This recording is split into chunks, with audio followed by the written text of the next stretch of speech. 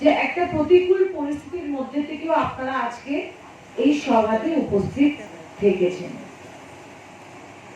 যত প্রোটোকল, যত নিয়ম শুধু বিরোধী দলের উপরে এই সরকার লাগু করছে।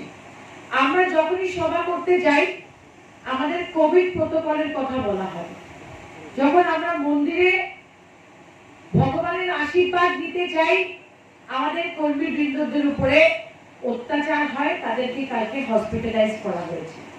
যখন আমরা পদযাত্রা করতে চাই তখন আমাদেরকে রাস্তার মধ্যে মঞ্চ তৈরি করার পারমিশন দেওয়া হচ্ছে না।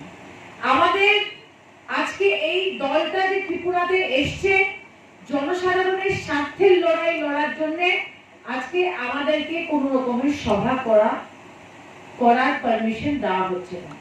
আমি আপনাদের প্রত্যেককে বলতে চাই যে ত্রিপুরার ইতিহাসে আছে, ত্রিপুরার রাজনৈতিক ইতিহাসে আছে, যখন যখন সরকার অত্যাচার করে ত্রিপুরার জনসাধারণ সেটার বিরুদ্ধে রাস্তায় নেমে আন্দোলন করা ত্রিপুরার জনসাধারণের সেই শক্তি আছে, যা ত্রিপুরার রাজনৈতিক ইতিহাসে আছে।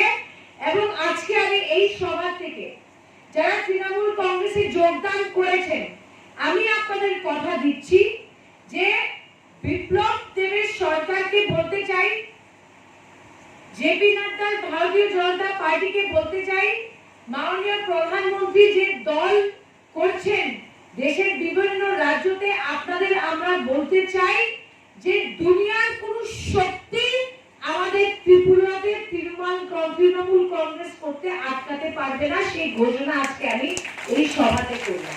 রাস্তাঘাট, পানীয় জল, খাওয়ার জলের সুবিধা সব বিজেপি সরকার করে দিলে, কিন্তু বিজেপি সরকার ত্রিপুরাতে কোনো কাজ করে দিতে পারেনি। 7 পে কমিশন বলেছিল 1 মাসের মধ্যে সরকার গঠন হওয়ার পরে 7 পে কমিশন লাগু হবে।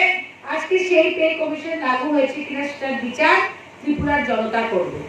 যে শিক্ষকদের কথা দেওয়া হয়েছিল, যে 10,000-এর অধিক শিক্ষকদের কথা দেওয়া হয়েছিল যে তাদের চাকরির মধ্যে আবার নিযুক্তি দেওয়া হবে এবং পার্লামেন্টে আইন পাস করে তাদেরকে চাকরি দেওয়া হবে, কিন্তু আজ পর্যন্ত সেই 10,323 শিক্ষকদের চাকরি দেওয়া হয়।